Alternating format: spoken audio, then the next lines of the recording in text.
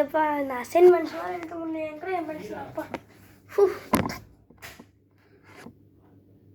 Sofa assignments வேறு எழுதுறதா ஒரு தலைவலியாக இருக்கே. இந்த கர்சிவ் ரைட்டிங் புக் வேறு முடிக்கணும்.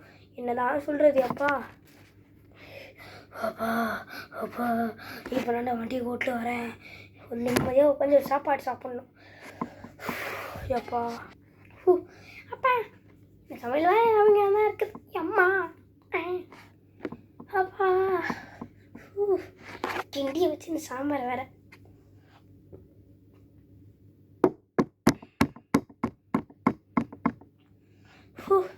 தோசை பா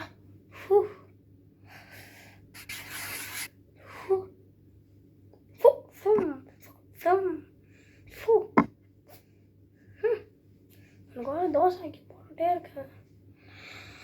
கரம் மசாலா எப்பா ஐட்டம் மட்டும் முடியலாம். ஏம்மா நல்லது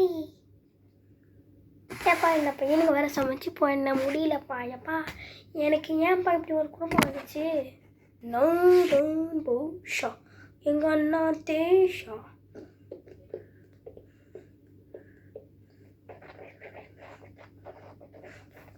சுத்து சுத்து சுத்து சுத்து சுத்து சுத்து. எங்கள் அண்ணனும் ஜாலியாக இருக்கிறான், நானும் ஜாலியாக இருக்கணும்னு நினச்சேன். ஜாலியாகவே இருக்க முடியலையே.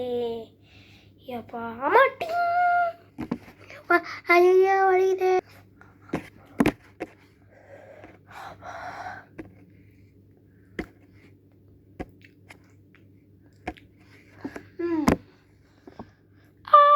நான் வலிக்குதுண்ணா.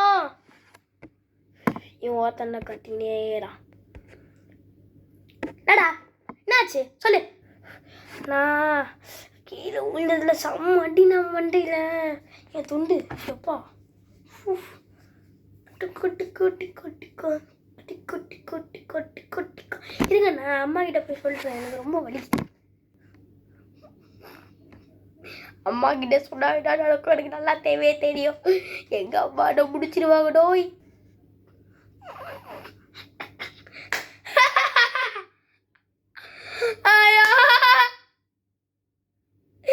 இந்த மாதிரி அடி விழுந்ததுக்கெல்லாம் போய் நீ ஐயோ பாயப்பா.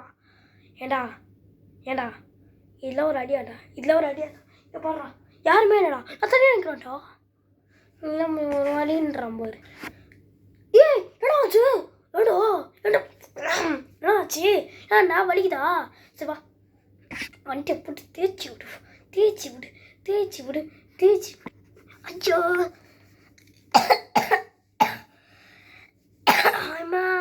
எப்பா எப்பா தேய்ச்சி விடாதப்பா. என் கழிச்சு நான் தேய்ச்சிடுமோ டிங்ப்பா.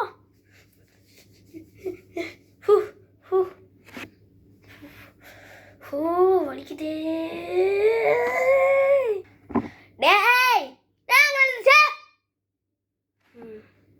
இவனுங்க வந்துக்கிறானுங்களே அப்பா. எனக்கு இந்த பசங்களே எனக்கு பிடிக்கல. ஏன்டா பிடிக்குது ஏன்டா பிடிக்குது.